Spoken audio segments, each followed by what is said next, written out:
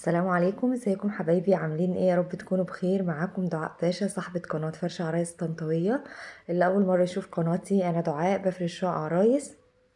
اتمنى تشتركوا في القناة وتفعلوا زر الجرس للكل عشان يوصل لكم كل جديد في شغلي في شقة عروستنا النهاردة، او في اي شقق تانية انا نزلتها. ان شاء الله الفترة الجاية ننزل لكم فيديوهات حلوة جدا تعجبكم.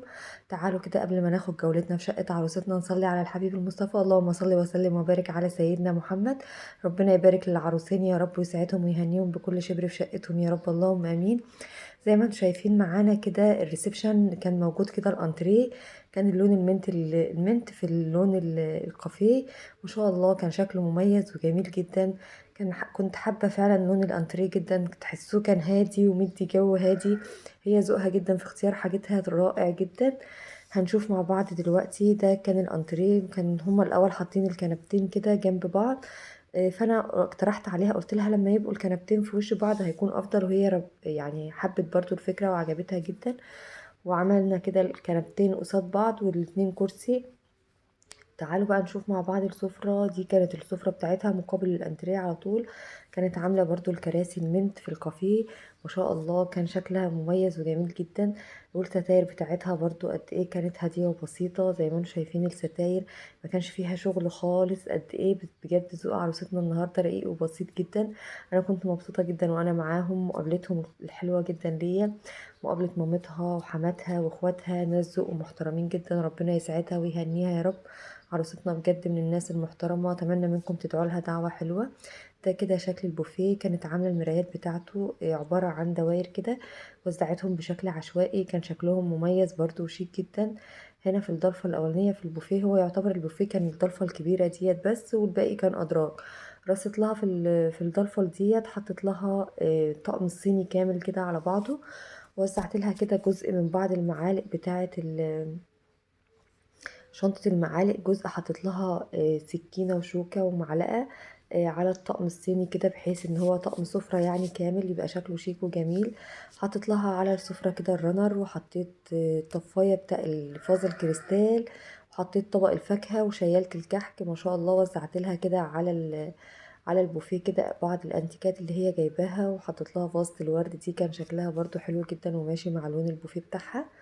في الأدراج هنا بقى حطت لها صواني التقديم. ما شاء الله كانت رقيقة وبسيطة جدا. برضو في الدرج الأخير ده كان باقي معايا الطقم الجيلي دوت، حطيته لها في الدرج الأخير. هنا بقى كان النيش زي ما انتم شايفين. المفروض ان النيش اصلا يتحط البوفيه في النص والاتنين نيش في الجنب، بس للاسف مساحة الحيطة عندها او الجدار نفسه ما كانتش هتاخدهم جنب بعض، فهي حطت القطعتين النيش جنب بعض والقطعة البوفيه في الجنب التاني. ما شاء الله ذوقها جدا في اختيار حاجتها في الكريستالات وحاجة المطبخ وحاجة المفروشات. هتعجبكم جدا، كملوا معايا الفيديو للاخر مش هتندموا. ده كده رصة النيش كاملة على بعضها. حطيت لها هنا في الرف الاولاني فوق طقم كاسات بوهيمي، ودمجت معاه طقم فروت سلطات برضو كان شكله مميز وجميل جدا. تحت هنا حطيت لها طقم شاي، ودخلت معاه طقم الكاسات اللي هو الرصاصي ده او الموف. وتحت هنا حطيت لها طقم خشاف ار سي ار، ودمجت معاه طقم شاي. الرف اللي فوق ده حطيت قارورة ار سي ار، وحطيت معاها استكانات قهوة. الرف اللي تحته على طول حطيت طقم كاسات برضو ار سي ار، ودمجت معاه طقم استكانات. وتحت هنا حطيت الطقم والشاي والجاتوه، عذرا على اي صوت بره، ده صوت الشارع او الجيران حوالينا، انا اسفة جدا. ده كده كان شكل النيش. اتمنى ان رصة نيش عروستنا النهاردة تعجبكم، ورصة البوفيه لو عجبتكم ما تنسوش تدعموني باللايك والكومنت الحلو منكم عشان تشجعوني ان انا انزل لكم شغل جديد الفترة الجاية باذن الله. ما شاء الله انا بحاول ان انا ابعد ان انا اوريكم شكل الريسبشن كده كامل على بعضه. ما شاء الله الالوانات هاديه وبسيطه جدا وجميله، ربنا يبارك لعروستنا يا رب. هنا بقى دي طرقه التوزيع اللي بتدخلنا جوه لغرفه الليفينج وغرفة والمطبخ. اصلا الطرقة عندها عبارة عن حرف تي كده. في طرقة تانية بتوصل للغرف جوه، والطرقة دي بتوصلنا للمطبخ والليفينج. هنا المطبخ بتاعها ما شاء الله برضو المطبخ قد ايه كان قيم وجميل جدا. واي نعم مساحته صغيرة، بس هي كانت مستغلية كل مكان فيه بصراحة. هنا كانت من دخلة الباب على طول البوتاجاز، ومقابل ليه على طول في الوش كده كانت حاطة التلاجة بتاعتها. وزعنا بقى اطقم التوابل والتوزيع كده على الرخامة، احنا مش حابين ان احنا نكدس الرخامة. عملت لها الجزء التاني ده كوفي كورنر كده بالكاتل وطقم القهوة وطقم المشروبات. هنا حطت لها المجات كلها، وحطت لها مجات الشوربة في الرف الاولاني، وتحت حطت لها مجات النسكافيه والشاي وكده، وزعتهم لها كده بالشكل دوت. هنا بقى ده منظم المعالق، وزعت لها فيها برضو الرفايع بتاعتها. المنظم ده بيبقى حلو بصراحة، بيخلي الدرج منظم. وهنا بقية الرفايع بتاعتها كلها وزعتها لها كده في الدرج التاني. الدرج الأخير ده بقى برضو حطت لها صواني ميلامين عندها وفوط المطبخ، وبقية الحاجة اللي باقية من الرفايع بتاعتها الحاجات الكبيرة يعني. هنا الوحدة ديت حطت لها فيها علب التلاجة، بما ان هي قريبة من التلاجة بتاعتها وتبقى سهل ان هي تستخدمها. فوق التلاجة حطت لها الجريلا، حطت لها الشواية، حطت لها الكولمن بتاع المية.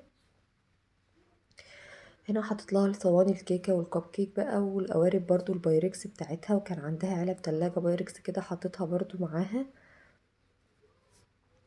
ما شاء الله، بجد احلى دكتورة، ربنا يسعدها ويهنيها بحاجتها يا رب. حاجتها قد ايه كانت رقيقة وجميلة زيها بالظبط.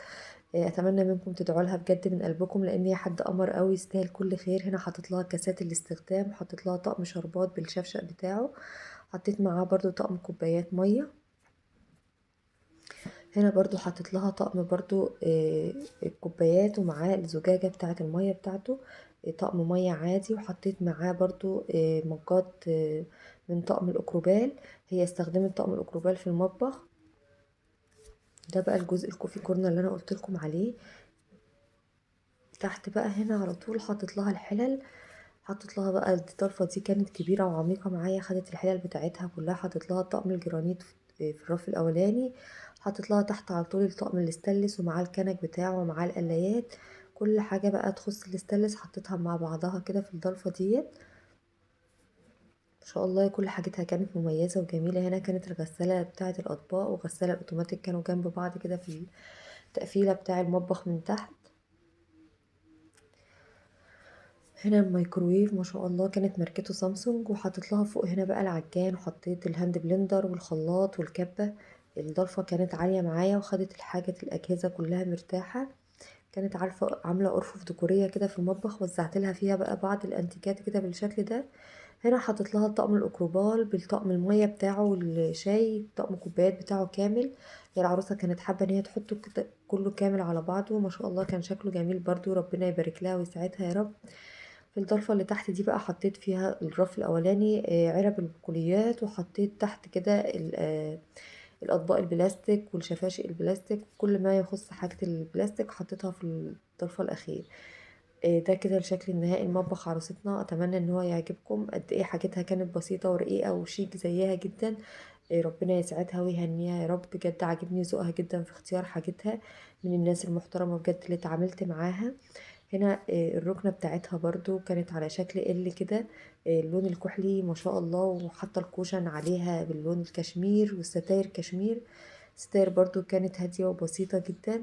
وزعت لها الكوشن كده بالشكل دوت. وكانت حاطة الديب فريزر في الركنة كده، كانت ماركته كرياسي، لان مساحة المطبخ عندها طبعا زي ما انتم شفتوا يا دوبك واخدة التلاجة وبقية الأجهزة الكهربائية بتاعتها. هنا دي الطرقة التانية اللي انا قلت لكم عليها اللي بتدخل الغرف جوه. هنا دي غرفة النوم ما شاء الله ولا حول ولا قوة الا بالله. ربنا يبارك للعروسين يا رب، ربنا يسعدهم ويهنيهم. بجد من الناس يعني الذوق جدا، زي ما انتم شايفين الغرفة قد ايه كانت شيك ورقيقة جدا. ذوقها في اختيار حاجتها بجد ربنا يبارك لها والله. حطت لها المفرش السوفت التركي كده على السرير، وحطت لها عليه شريطة جلد بسيطة كده، لان هي زي ما انتم شايفين السرير كان هادي وبسيط، فاحنا حبينا ان احنا نحط اي حاجة بسيطة تنطقه يعني. التسريحة برضو هي ما كانتش حابة ان هي ترص حاجات كتيرة على التسريحة. وزعت لها برفانات بسيطة كده للعريس، حطت لها بالة ميك اب برضو بسيط. وزعت لها برضو برفانات بسيطة. هي كانت جايبة منظم كده جنب التسريحة على طول في حاجة الميك اب بتاعتها. والدرج برضو واخد حاجات كتير معانا.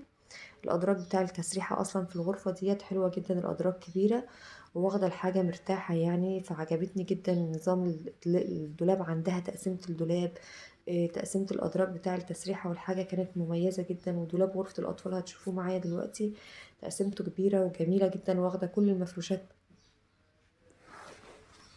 عذرا انا اسفه، واخده كل المفروشات معايا، حطيت لها فوق بقى كل اللبس بتاعها كده الشتوي واللبس البيتي اللي هو الصيفي، طبقتهم لها كده تطبيقه بسيطه. ما شاء الله كل حاجتها كانت مميزه وجميله جدا. هنا حطيت لها بقى كل اللبس بتاعها، حطيت الشنط تحت الخروج، وحطيت لبس برضو بلوزات خروج عندها لان ما كانش عندها مكان للتعليق تاني. ان احنا استخدمنا دولاب الاطفال كله للمفروشات، واحنا استغلنا الدولاب ده كله لللبس عشان العريس برضو ياخد ضلفة وهي برضو تاخد ضلفة.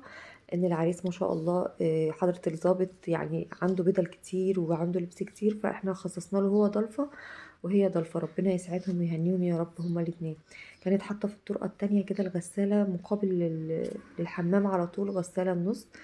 وده الحمام بتاعها برضو كان رقيق وبسيط جدا. كان في حمام تاني خاص بالضيوف نسيت اصوره، كان في الصالة في الريسبشن عند الانتريه. وانا في اخر الفيديو هسيب لكم صورة الحمام، برضو كان بسيط ورقيق زي دوت كده. هنا دي غرفة الاطفال، ما شاء الله ولا حول ولا قوة الا بالله، ربنا يرزقهم فيها يا رب الذرية الصالحة. هنا الغرفة قد ايه كانت رقيقة وجميلة ومش تقليدية، كانت بسيطة جدا وعجبتني بصراحة تقسيماتها، وكل حاجة في الغرفة كانت مميزة وجميلة جدا. وزعت لها بقى الاشخاص الديكورية دي كده في المكتبة بتاع الغرفة. وهنا الغرفة السرير زي ما انتم شايفين كنت فرشه لها طقم ملايات حلو قوي ماشي جدا مع مع لون الغرفة. بصراحة انا بحفزه جدا عن المفرش السوفت التركي، عملي وشكله شيك. بشوف طبعا ان المفرش دوت بيبقى وقت الفرح وخلاص وبيتشال، ما بيبقاش له استخدام قد كده، فانا بحب الحاجة العملية بتكون افضل واحسن كتير. هنا ده الدولاب اللي انا قلت لكم عليه، تقسيمته حلوه قوي وارفف مرتاحه معايا، واخده المفروشات معايا بشكل حلو وطريقه حلوه، والحاجه محطوطه مرتاحه. دي كده الضلفه اللي في النص للمفروشات، وزعت لها بقى فيها مفروشات السرير الكبير، حطيت اطقم ملايات السرير الكبير وحطيت الدفايات. هنشوف مع بعض برضو دلوقتي واحده واحده. انا بحاول ان انا افتح لكم الدولاب كله عشان اوريكم رصته كامله على بعضها. بجد تقسيمه الدولاب دي كانت عجباني قوي قوي. وحاجة العروسة زي ما انتم شايفين قد ايه كانت بسيطة ورقيقة، ربنا يبارك لها. هنا دي الضلفة الأخيرة من الدولاب، وزعت لها بقى فيها بقية المفروشات كده زي ما انتم شايفين معايا. حطيت في الرف الأولاني اللحاف، والرف اللي تحت برضو كذلك لحاف للسرير الكبير ومعاه بطانية. بحاول ان انا ابعد اوريكم الرصة كاملة على بعضها، وفي نفس الوقت اخد رف رف. هنا حطيت لها فوط بتاعتها، وحطيت هنا ملايات الأطفال، وحطيت تحت خالص لحاف للسرير الكبير وبطانية، وحطيت معاه 2 دفاية أطفال وزينتهم لها كده بشرايط بسيطة. في الرف اللي في النص بقى خصصته المفروشات لغرفة النوم الكبيرة، والرف الأخير زي ما انتم شايفين فيه كوفرتايات ودفايات لسرير الأطفال والسرير الكبير. وده كده شكل الدولاب، رصة الدولاب كاملة على بعضها. بجد أتمنى ان هي تعجبكم. حاولت ان انا ارصه لها رصة بسيطة وسهلة، وفي نفس الوقت ان هي تستخدمها بسهولة، ما يبقاش الموضوع صعب عليها. هنا كانت 2 كوفرتة اطفال وكوفرتة للسرير الكبير في النص، وتحت 2 بطانية اطفال. حطيت معاهم دفاية، وزعت بالفوط كده في النص. في الرف الاخير بطانية برضو للسرير الكبير والحاف الاطفال. ده كده الشكل النهائي لدولاب عروستنا، اتمنى ان هو يعجبكم. هنا ده كده شكل الغرفة، كانت عاملة زي تسريحة صغننة كده في الغرفة والمكتب. شكلها بصراحة مميز وجميل جدا. وبكده نكون وصلنا لنهاية الفيديو بتاع عروستنا. دي كده غرفة الأطفال، ما شاء الله ربنا يبارك لهم يا رب ويسعدهم ويهنيهم يا رب، اللهم أمين. وبكده نكون خلصنا جولتنا في شقة عروستنا. ده الحمام اللي أنا قلت لكم عليه بره في الريسبشن. انتظرونا في فيديو جديد، وما تنسوش تدعوا لي دعوة حلوة من قلبكم وتدعوا لعروستنا. والسلام عليكم ورحمة الله وبركاته، مع ألف سلامة.